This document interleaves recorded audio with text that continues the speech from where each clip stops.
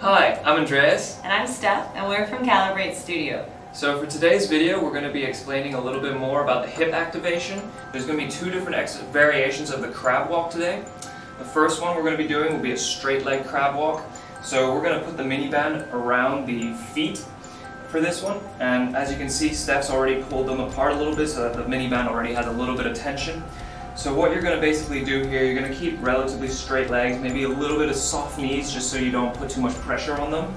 Hands can be on your hips or in front of you while you're doing this, and all you're going to be doing is walking nice small controlled steps sideways, which should fire up the hips nicely.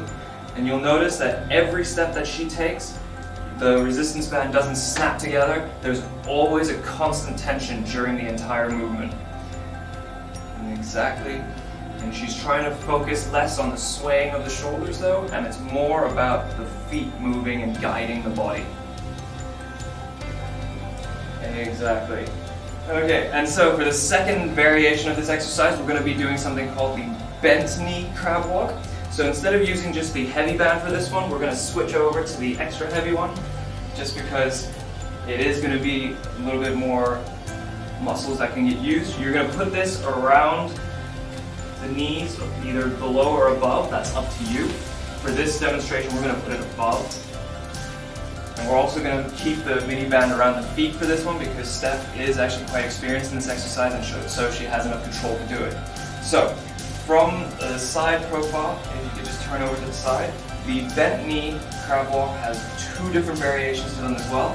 The first one, where the hips go a little bit further back, it focuses a little bit more on the glutes while you're doing this movement, and the other one, where your knees are a little bit further forward and your torso is more upright, it focuses a little bit more on the quads. So you actually have a choice of which one you'd rather do. For the sake of this demonstration, we're going to be doing the one where the hips are a little bit further back just because this is part of the hip activation series. And so again, just like before, she's going to maintain a nice tension with both of the mini bands, controlling the movement while she's walking, and you should really feel it on the side of your thighs as well as your bum while you're doing this. Okay. Exactly, and back onto the other side, maintaining tension throughout the entire movement. You don't want to let the resistance bands relax.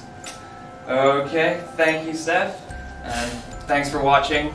That's the crab walk.